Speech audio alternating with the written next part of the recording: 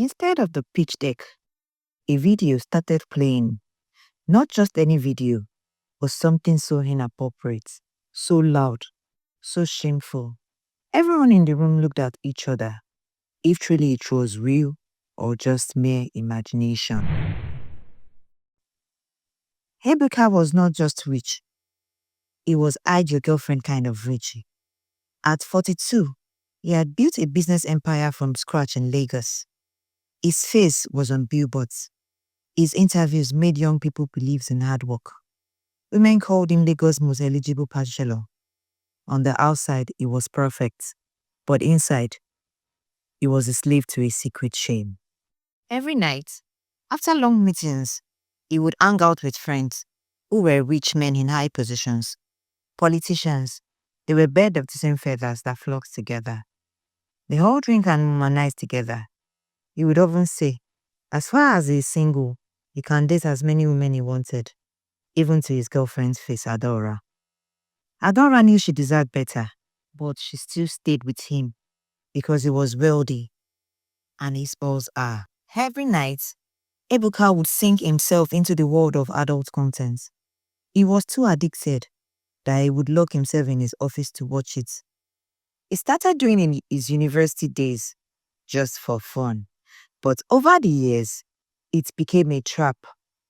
Even on flights, he couldn't resist sneaking a peek, even while fasting. He would break it with temptation. His PA knew something was off. Ngozi, his loyal PA, had been working with him for 6 years. She noticed how he always wiped his phone before handing it over, how he changed passwords every week. One time, she walked into his office unexpectedly, and he jumped like a thief. She said nothing, but suspicion grew. One morning, Ebuka called for an emergency meeting. A foreign investor from China was flying in. It was to pitch a 5 billion naira partnership. The media would be present. Cameras, lights. Reputations were on the line. Ebuka decided he would control the PowerPoint himself. He told everyone, "Nobody should touch my laptop." He warned, "This is going to be huge for us, guys." Everyone was excited. It was really a huge deal for the company. Finally, on the big day, the room was full. Men from different races, the mix of expensive cologne and lots of designer suits, cameras rolling, and the media department all set. Ebuka stepped up in his sharp suit. As he connected his laptop to the projector, he smiled proudly.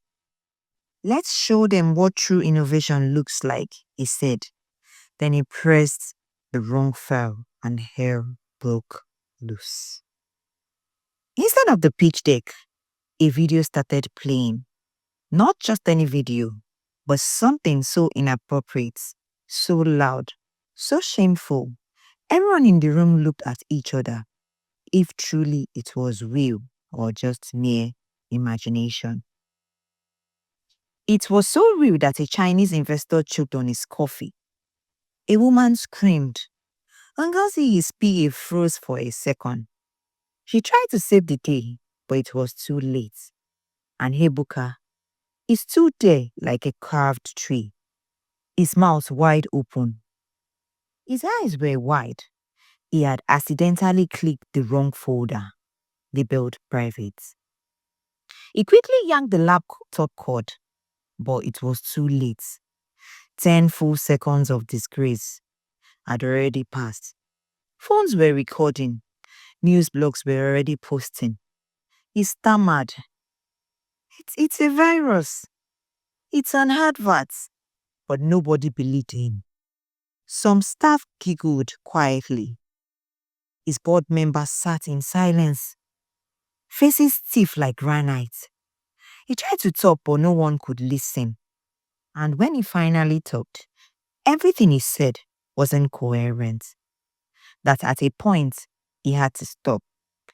It was a scene of awkwardness. And eventually, people started leaving one by one. That night, Social media exploded. Hashtag Ibuka pressed the wrong button. It trended for 48 hours. Memes flew. Bloggers mocked him. His competitors laughed in secret meetings. How can a man that cannot control his own fingers lead a billionaire company? People tweeted. Sponsors pulled out. Investors packed off. His empire shook. Guys, at this point, if you haven't liked this video, please kindly press the like button, and also, if you haven't subscribed, please click the subscribe button. Thank you. In his mansion, Ebuka sat alone. The house was too quiet. Even his maids were avoiding eye contact with him. And then Ngozi entered, and she dropped a brown envelope. "Sir, this was bound to happen," she said quietly. "You're fighting the world, but not your demons." Ebuka looked up in tears. "I need help," he whispered. "No, sir. No one is going to help you until you decide to help yourself, sir. I know you to be a strong man, not a weak man or a joke. I know you can do this, sir. So you have to be strong and do this for yourself, sir." And she left. Ngozi cared. Not like she didn't care, but she realized that at that point, all Ibuka needed was just tough love. And he was left to make the decision.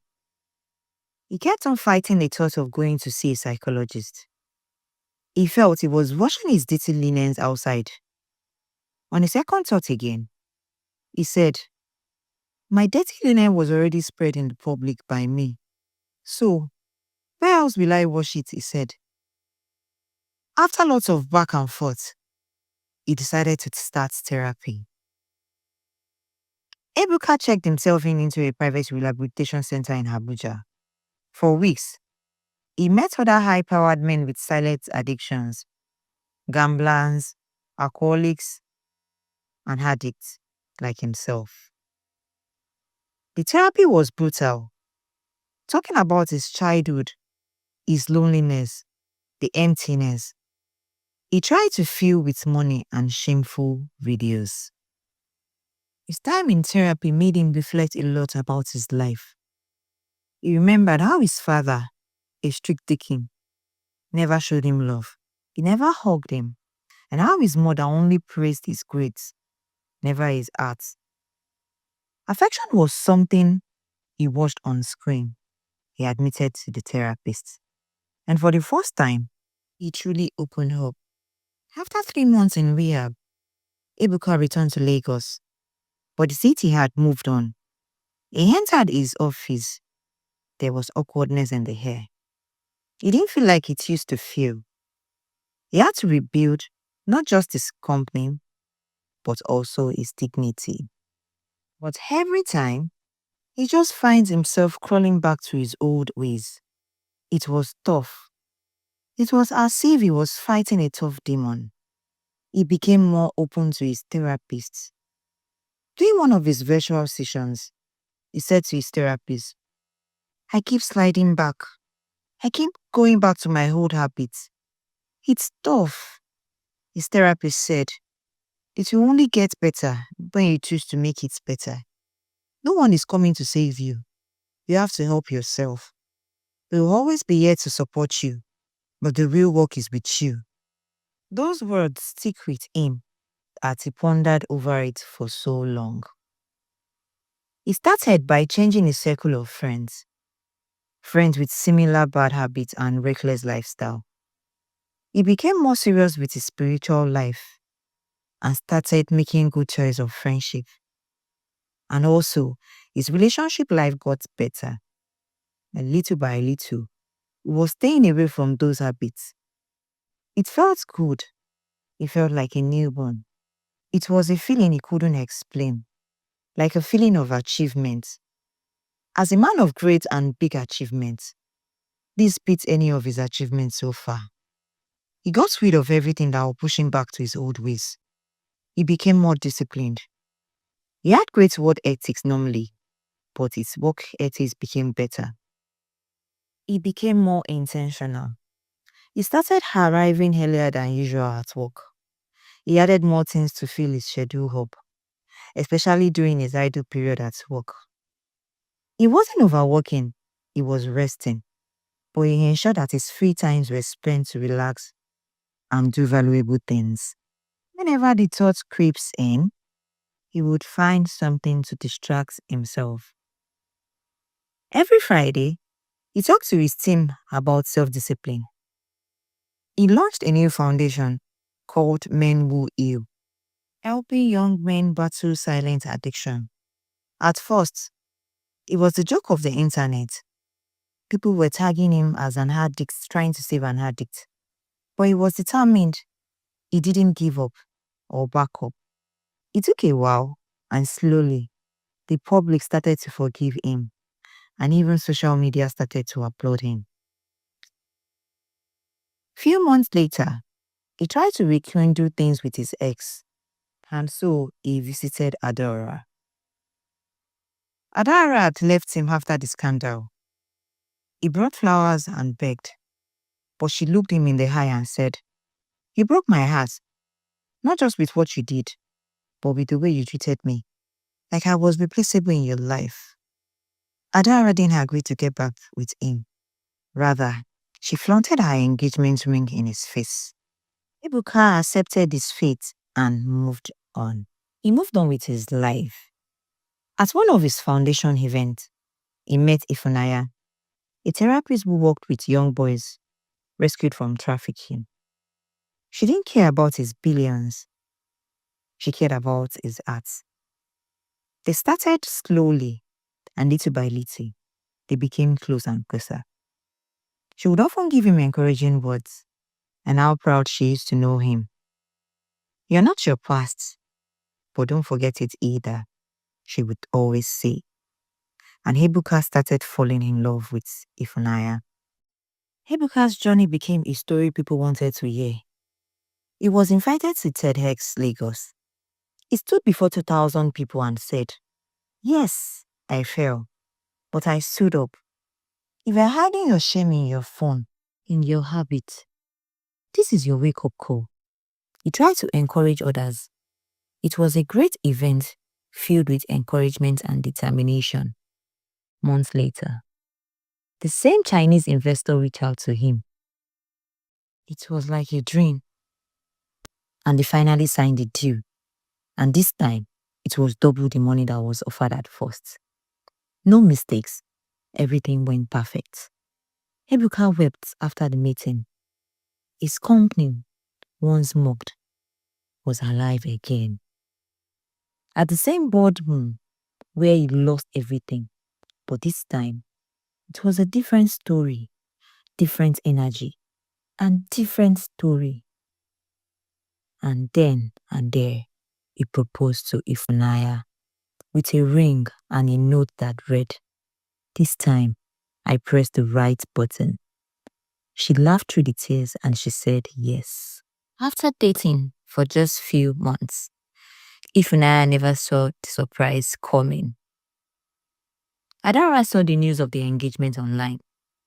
She reached out to Ebuka, saying she has already forgiven him, but it was too late. A little backstory. Adora's newfound love wasn't who she think he was.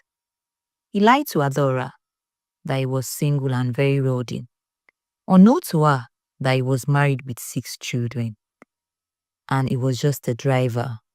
And all those wealth he was flaunting to Adora belonged to his boss. Adora wept in regret. She was always dating men for the wrong reasons, for their wealth. On the wedding day, the same blogs that mocked him celebrated him. The same Twitter that once dragged him now quoted him. Ebuka stood beside his bride, not as a perfect man, but as a real one. And when he gave his wedding speech, he smiled and said, "Sometimes the worst button you press leads to the best reset of your life." Thank you for watching, and please Kindly put down the lesson you learned from the story in the comment section. And please remember to like and to subscribe. If you haven't, please click the subscribe button. Thank you for watching. See you in another video.